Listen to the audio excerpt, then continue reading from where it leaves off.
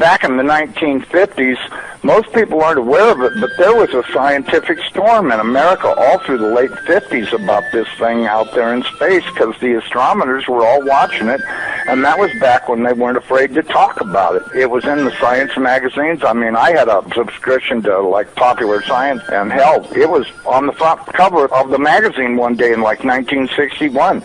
And I was really excited when I saw it, because here's this giant red planet on the horizon of the California coast, and a humongous tidal wave coming in towards the coast, and having grew up in the mountains of the Sierras, and this thing in the magazine, it said this tidal wave coming in was going to be at least 3 miles high, and I went in and showed it to everybody in the house, and they laughed, and they said,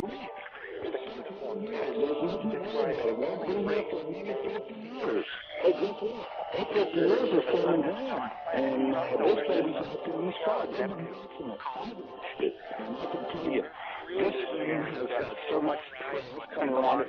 You know, we live in a solar system. We've got 9 planets and a big sun. This thing has got 7 planets and its own sun.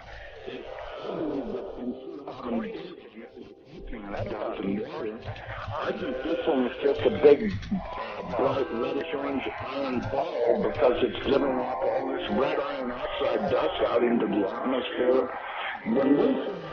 At first, it was just a teeny little red speck of fuzzy red dust in the distance, but over the years, as it went by and we watched it, it got bigger and bigger and bigger.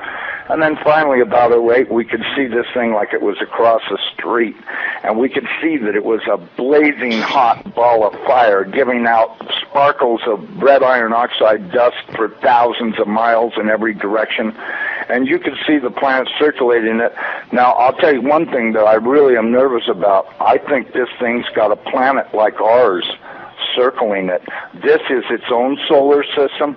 We're about to have a solar system come through the middle of our solar system. This can't be good. But unfortunately, it looks as though that's what's going to happen. Hopefully nothing in this mess will hit us, even though it does say it will in the Bible, at least it does in my Bible. It says we can expect all kinds of problems. We were looking at asteroids. Right close to this thing, there's asteroids that are floating around right near that are orbiting the main sun itself. These things appear to be about 500 miles across. And as you go back into the tail, you get into meteorites that go back for millions of miles in the tail. This thing looks like a giant red teardrop-shaped dust cloud. And you can see, if you're able to see it up close like we did, you can see every speck out there. I guarantee you there's trillions of meteorites following this thing. Now, these CIA people that I know say that we're not going to be that close to it when it goes past us. They're saying that in order to attain breakaway speed, when it comes up around the backside of the sun, its speed will at least double, possibly more, which will put it here earlier than everybody is saying it will, and that this thing will probably be about 20 million miles from us when it crosses in front of us. And then as soon as it flips us upside down, we're going to go into its debris-filled tail and be pelted with meteorites. And, of course, in the Bible it says they will talon 70 pounds. So if you've got 70-pound meteorites falling like hail, and I can guarantee you they will be falling like hail because there are that many in the tail of this thing. This thing has got a tail loaded with trash. I mean, it's incredible the amount of stuff that's in this thing's tail. And we're going to go right through that tail, and if it doesn't beat everything on the surface of the ground into a flat putty, I don't know what it'll take. I tell everybody, you better be at least 20, 30, 40, 50 feet on the ground and have either concrete or stone above you, because it'll break through the roof or whatever you've got if you don't. These CIA guys told me that this pole shift will probably happen from start to finish in around 28 minutes. That doesn't give you a lot of warning. When you see that thing out there in the sky, you're going to have to run as fast as you can to your underground facility, because this is going to happen so fast. Now, see, here's another thing nobody's talking about. You've got this giant iron planet that they say is 47,000 miles across, getting ready to come up past us, And when it starts to approach us, it's going to start and have real serious effects. So is it a planet or a failed star? It's not a failed star. I saw this thing up close. It did not look like a failed star. It looked just like our sun. Right. Okay. Would you call our sun a failed star? No. Okay. Well, you had said planet. I wasn't sure if it was like a failed star, brown dwarf, or a full sun. So it's a full sun? It looks to me like a miniature sun, just like the one we have. The only difference is our sun is giving off flames and stuff, and this one's doing the same thing as it, but it's giving off this apparent that this thing is just orange hot. I mean, to tell how hot it is, I was told that they estimated between 5 and 10 million degrees, but, I don't really know, if that's right or not. I mean, it's got to be pretty hot because it's sending all of this red iron oxide dust out into space around it. Right. And it's got this enormous, and I mean enormous, at least 50 or 100,000 miles on each side of it, this red dust cloud that goes all the way around it. I know when we were watching it, as it started to make the upward swing to approach behind our sun, it was amazing. The red dust cloud settled down. Instead of being round, it started to settle down into a V, like wings, upside-down wings. Right. And I thought, boy, I wonder if that's where the ancient Sumerians got the idea this thing had wings, because, centrifugal force is a funny thing. When it comes back up around the planet, when we see it in the sky, my guess is it's going to look like it's got wings because centrifugal force is going to be pulling the red iron oxide dust and particles out to one side, and then as it starts to climb out and go away from us, listen, I was told that this thing's magnetic field is going to be so strong, anybody that does not have a padded lead helmet to wear will have their brain gutted for everything they ever knew, and they'll be a complete raving moron after this thing passes. They'll they won't know, they'll pee in their pants. They won't have a clue what's going on, because this thing will gut their brain. And I was reading a deal in my Bible. It says that after this happens, that nobody will care because they won't be able to remember it. Well, of course, I was told by somebody the reason that is because the electromagnetic field from this thing will be so strong, because, see, as it comes up underneath of us, it's going to start and pull us toward it. And then, just like a pair of big magnets, all of a sudden it's going to lock onto us. And when it does, it's going to be like the Jolly Green Giant hit the earth in the ass. It's going to send a jolt 500 to 1,000 foot high. This is what I'm told. 500 to 1,000 foot high shock waves all the way around planet Earth. They'll be so bad that in a lot of areas that don't have good solid soil, it'll fluff it so badly that you'll practically be like you're standing in quicksand. And that this thing's magnetic field will literally gut your brain of everything. And so you may want to give some thoughts to getting you some sheet lead, build you a little lead helmet to wear, like a little motorcycle helmet to protect your entire brain and the back of your neck, so that way this can't happen. Because, if these guys are right about this, and I'm pretty sure they are, because I know for a fact they know what they're talking about when they say stuff. And and it does sound reasonable to me, knowing what I do about electromagnetic energy, that this could happen. And it very easily could gut everybody's brain for everything they ever knew, and they'll stand there and pee in their pants and go, gee, what was that? And that's if they still know how to talk.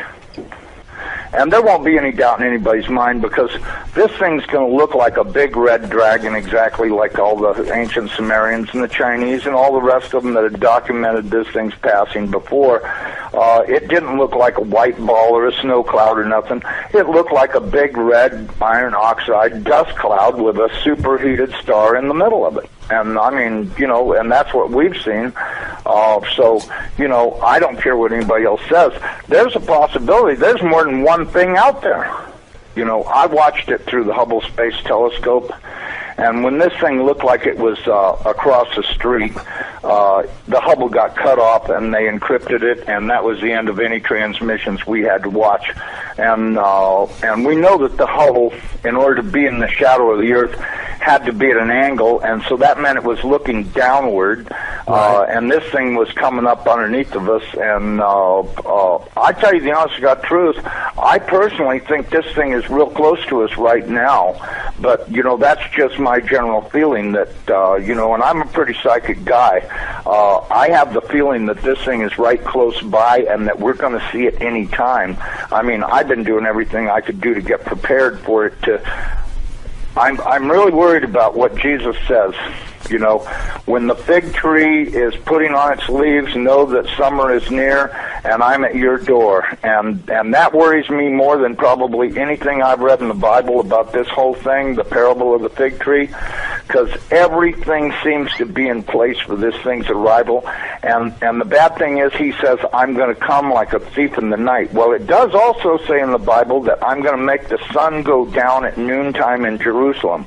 Okay, if that's the case, there's only one thing that'll make the sun go down, not hit the horizon, go down at noontime, and that's if the planet experiences a pole shift. Okay, I got a quick question that you can probably answer really quickly and then continue from the chat room.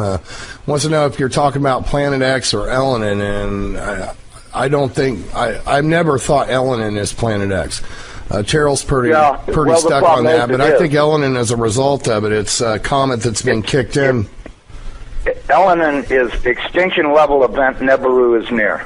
Right. Does that explain it? Yeah. Okay, because listen, they've known about this thing forever.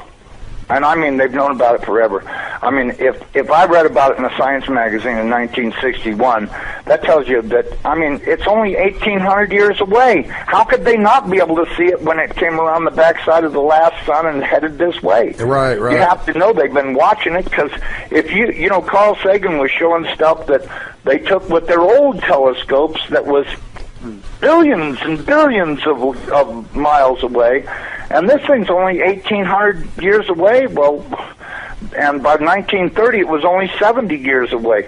We do estimate that this thing, let me give you a thing, maybe you can figure out your own timeline. We estimated that this thing is traveling around 3,500 miles an hour, okay? Okay. That was our estimate of its speed. Now, it has been picking up speed, and that's the reason why we think it's going to arrive early, because when it comes around the backside of the sun, it's got to double that speed in order to attain breakaway speed to leave the sun and not wind up orbiting it. It's never orbited the sun in the past that we know of, so that means that it's going to have to attain breakaway speed to head back out into space. Now, you look at the NASA videos, photos, and all this other crap those morons put on the internet. This thing is coming in. It's going to, as soon as it goes around the top of the sun, it's going to go back out into space. Right. And it's going to do this really fast. When it goes past us, it's going to go past us so fast that we'll almost have no time to get ready. That's my opinion. But, just drawing it out on paper a few times and thinking about it, and I went, if this thing picks up enough speed to make breakaway speed, then that means it's going to come past us. This thing, according to what I was told, is that this thing is approximately 47,000 miles in diameter, 4 or 5 times the size of the Earth, and it'll come past us, and we won't have a lot of warning, and we won't get to see it in the sky until it's on us. I think the NASA timeline is completely off. I think this thing's going to arrive much earlier than they say it is. I know they're saying October, but, if you look at now, I was told that the poles are not shifting at 42 miles a year. They're shifting at 42 miles a day. And the reason is because this planet is rolling over to face this thing. Now, when it goes by, it's not going to push our North Pole away. It's going to grab our southern pole with its northern pole, and it's going to be like somebody kicked this planet in the ass. That earthquake that it talks about in Revelations, when the opening of the sixth seal comes, from what I've been told, that's very accurate, because that's exactly what's going to happen. There's going to be a massive earthquake when it locks onto us. As it goes past us, we're going to follow it right upside down. The oceans are just going to be roaring from pole to pole, as you could well guess they would, because if you take a planet that's 7,000 miles across and roll it upside down in 30 minutes, you're going to have some... Let's go to Chris in North Carolina. You're on the air. Welcome. Yes, sirs. This question is for Dan or Steve Quell. Sorry, how about I say Dan Quell? That's weird. It's okay. Dan Quell's. Go ahead. My question is, do you think the government already knows about an impending doom from Islamic terrorists in the Jade Helm area? Do you think that's going to implement martial law? Well, I think it's going to be one of the things that springboards us into martial law. And, you can't say ISIS an open border with any type of intellectual or emotional or moral integrity. Why have the borders not been secured? Alex has had people on. I've talked to them, interviewed them, read their emails on the air. They're basically saying if we arrest anybody who's a known terrorist, and I'm not talking about Latinos or Hispanics, they're talking about someone comes in from the State Department and orders them let go. So the point is absolutely ISIS. Here's the point in terror. Terror is ultimately to bring about submission, and that's what they're trying to do. We see it in the politics of radical Islam in the United States. We see it all through the Middle East.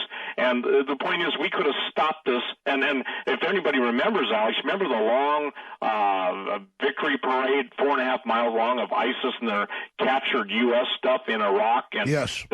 And people were saying, why didn't we hit them then? Well, simply because the powers that be in this country, deep down, they are Satanists, and they're going to use everybody. It goes right back to Albert Pike's statement, turn the Muslims against the Jews, Jews against Christians, and when everybody wipes out everybody, we bring on Lucifer, the true God. And I'm not going to argue with anybody. That's immoral. Well, sure, that's what they're doing. And then people say, Alex, you're the guy that exposed false flag terror on 9/11. Why are you saying ISIS is real? They have raised this al-Qaeda jihadi army. They've changed the name to ISIS and Islamic State to confuse the public. I think Colonel Schaefer on, you name it, the Pentagon knows, 90+% of the Free Syrian Army is al-Qaeda, is ISIS. And so our government's funding them. They let them come in. They let them attack. No need to even stage an event now because the upstream, they created them, allowed them to operate through Saudi funding, through NATO funding. Then they can take our liberties in the response to ISIS. And ISIS, in return, is given part of the Middle East as their payoff for being the secret army that destabilizes the West so a police state can be put in place. And that's the bottom line of what's happening. Separately, though, it just shows what a farce Homeland Security is because they say their main mission is who? Those of us that don't want to go along with the New World Order. Thank you, Chris. Let's talk to Michael in Mississippi. You're on the air. Go ahead. Hey, Alex. Hey, Steve. Steve, I had a question.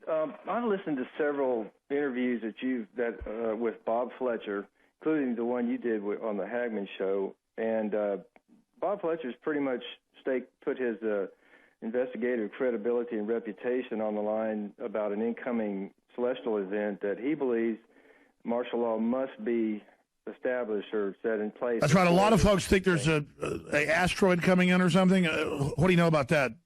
Well, years ago I talked specifically about Nibiru. That's the official ancient name, the 10th planet. Planet X. Planet X, Gabriel's fist, Lucifer's hammer, and based on what a Navy SEAL, I posted on my alert site, Navy SEAL explains a big event as being that, okay? In other words, Alex, they know of all the earth changes that are going to be happening. They know of all of the electrical discharges. They know of Roche's, R-O-C-H-E's limit. And the point is that the whole universe, if you want to look at it real simply, is go and look up Velikovsky, Worlds in Collision, and then the time of this is interesting because we've heard, both of us, from separate sources that they're stocking their underground. Well, sure. And how many record blood moons have there been? Well, what is it? 3? The 4th is coming up. I mean, I don't even put stake in all this, but the elites do. They're obsessed with it all. Final segment of the main radio broadcast. We're in a little 5-minute overdrive that's internet only. Infowars.com/show. Well, some stations carry the 4th hour, so that's not quite true. I want to thank all of our affiliates out there. Be sure and support them. Be sure and support the sponsors. Spread the word. Some of the stories up on Infowars.com. Explosive new documents reveal Obama Clinton spin and lies on Benghazi. Al Gore's climate change lies exposed. The latest on that. Now he says in a few more years we'll be all flooded and dead, basically. Of course, he said in 2007 it would be by 2013. Leftists exploit biker bloodbaths to complain about white privilege. They say, why isn't the National Guard out on the street?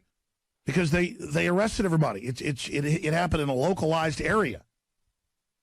It isn't just random people going out and burning stuff. It was a outlaw motorcycle gang impromptu rally. And the whole thing's very suspicious. Now they got a giant rot rally coming up in Austin, Texas, and who knows what's going to happen with that. Most of the bike riders are great people. I don't care if you want to wear an outfit and be part of a club. Talking about the criminal groups claim they're anti-establishment, but all I see is them working with the establishment, with their drug dealing and all the rest of it. Going back to Steve Quayle, we're taking phone calls. Steve, what do you think is really going on with this? I mean, you say you have some questions about it. Why does everything keep popping up in Texas? Well, I think that Texas, number one, has one of the strongest real-based economies in the world without massive amounts of debt. Number two, it's the spirit of the Alamo. Number three, it basically is because if that secret agreement that is in place, that I've been told that you've been affirmed that it is too, to return Aztlan to Mexico, then obviously the greatest resistance is going to come from Texas. Texas has a history, and by the way, wasn't there a TV series out or HBO special called The Sons of Texas?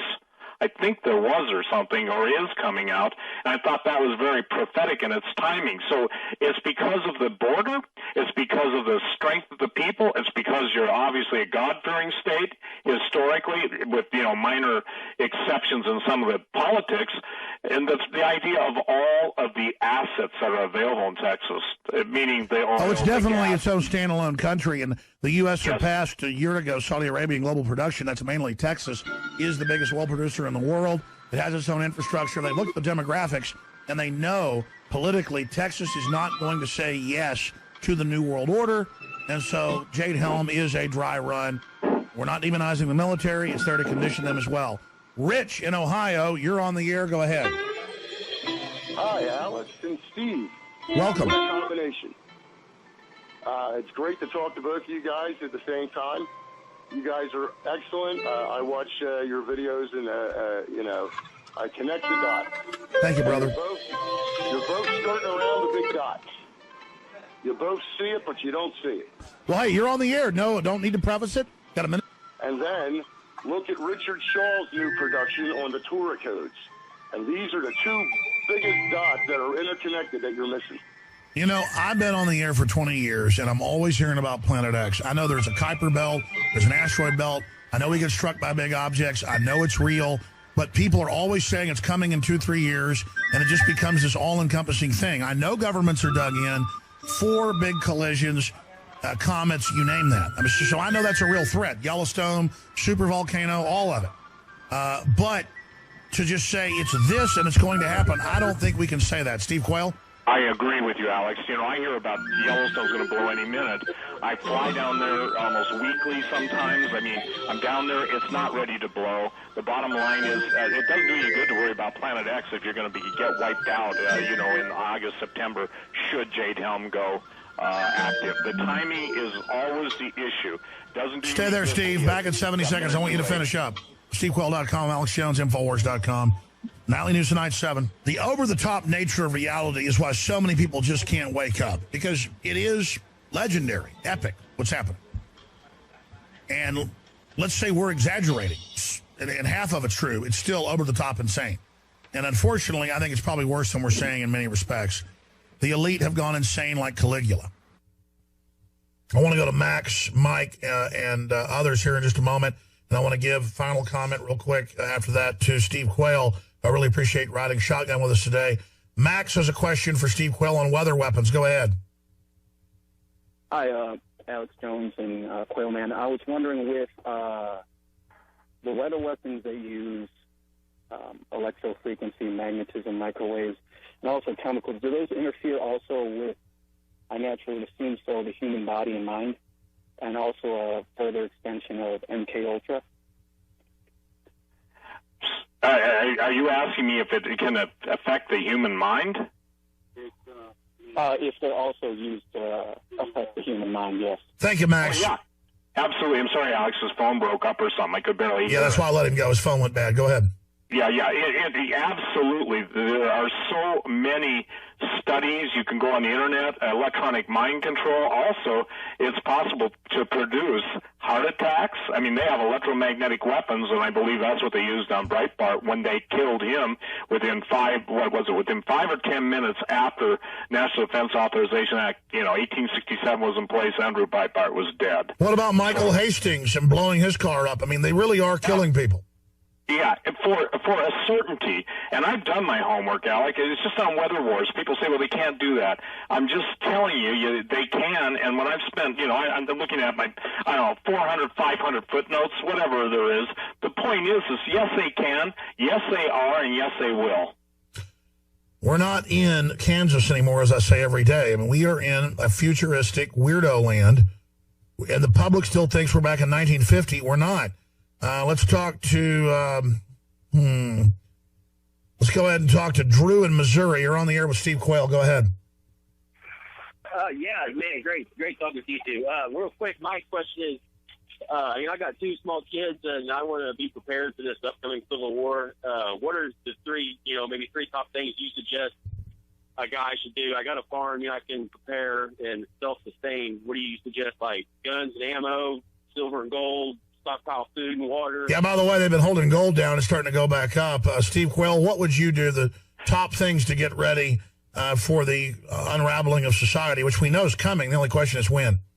Right. Well, this is going to sound extreme, but at the time, when I say extreme, at some point, all of us have to throw our smartphones away, okay? That's true. That's a radio tracking beacon. Oh, yeah, they track you everywhere you go with it. Yeah, but the number one, food first. What I'm telling everybody, Alex, food prices are going to rise. Food will be available, but at nothing near recognizable prices.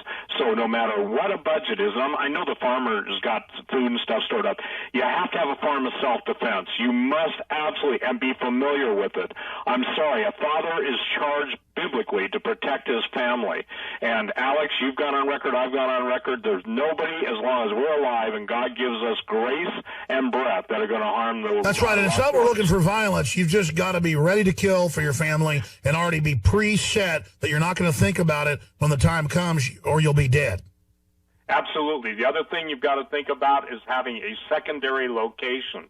Everybody needs a back door. By back door, if you have land, sir, make sure that you have other areas on your land besides the home.